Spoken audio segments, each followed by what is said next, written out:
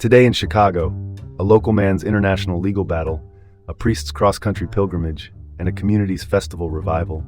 Intriguing stories unfolding right now. I'm Dean Bark. Welcome to the City Report with Dean Bark, coming to you from Chicago. All right, here's where we begin. Northwest Indiana man's 4-year detention in Japan sparks justice concerns. Chris Payne, that's our guy, has been stuck in Japan for 4 years now. The charge? Sexual assault. But he says he's innocent, and there's evidence backing him up. Imagine this. Cell phone data and DNA inconsistencies all pointing to his innocence. Yet there he is, in solitary confinement. The Innocence Project of Japan, a group dedicated to freeing the wrongly accused, is on his case.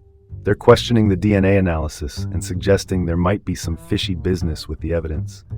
And Payne's mom, Rhonda, she's been tirelessly advocating for him. She's raising the alarm about Japan's hostage justice system, where suspects are often held until they confess. And with a hearing coming up in the Tokyo High Court, the stakes are high. It's shocking that despite significant evidence of innocence, Payne remains detained, a clear sign of systemic issues in the justice system. Now that's worth discussing. Let's pivot to the next story. Chicago man charged with murder of Gary teen during large brawl.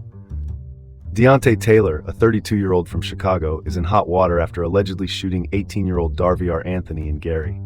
This all went down during a massive brawl involving about a dozen juveniles. Sources say Taylor, in his 2006 Pontiac Grand Prix, fired at Anthony multiple times, even standing over him to fire twice more. It's a grim scene, and he's now facing murder charges, along with charges for unlawful possession of a firearm as a serious, violent felon. The case raises alarms about premeditated violence and the dangers of firearms in the wrong hands. The escalation to deadly violence in what's described as a breaking up fight is both tragic and alarming. Call it like it is. Let's transition to this. Chicago Heights priest's 2-month walk to New York advocates for immigrant children's justice. Meet Reverend Gary Graff. He's been on a 2-month pilgrimage from Dolton to the Statue of Liberty in New York City. Why, you ask?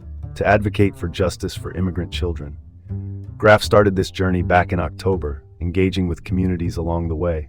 Despite a tumble from a horse, he's persevered. His mission is to spark conversations on immigration and to celebrate America's rich immigrant history. His pilgrimage wraps up with an interfaith service at Battery Park City on December 2nd. Graff's dedication to spark dialogue on immigration through such a personal journey is truly commendable. Now that's the story right there. Moving on, Chef Sebastian White's Evolved Network transforms cooking into therapy for Chicago students. Sebastian White, a chef with a vision, is using culinary skills to do more than just fill stomachs. At Chicago Jesuit Academy, his Project TN, that's the Evolved Network, provides fresh food kits and cooking lessons. But it's more than just cooking, it's therapy. Students learn to make dishes like roasted butternut squash with maple brown butter while discussing history and personal experiences. White calls it redemptive hospitality, and he's expanding the program to other schools, even collaborating with top chefs for fundraising. Turning cooking into a therapeutic and educational experience is a brilliant way to engage and empower young minds. Let's not overcomplicate this, it's genius. Shifting gears, Carpentersville revives iconic Jamboree Days music festival after 28 years. Carpentersville is bringing back a piece of history. The Jamboree Days Music Festival, a staple from the 70s to 1998, is set for a comeback in August 2026. It'll feature music, food, a beer garden, and carnival games at Carpenter Park. This revival is part of a broader events calendar that includes other village staples like the Independence Day Parade. It's a nod to tradition and a way to boost local tourism. Bringing back Jamboree Days is a wonderful nod to tradition and a boost for community spirit and local tourism. Well, that's one way to look at it. And that's your report for today here on the City Report with Dean Bark in Chicago. Have a great day and tune in tomorrow for more stories around town.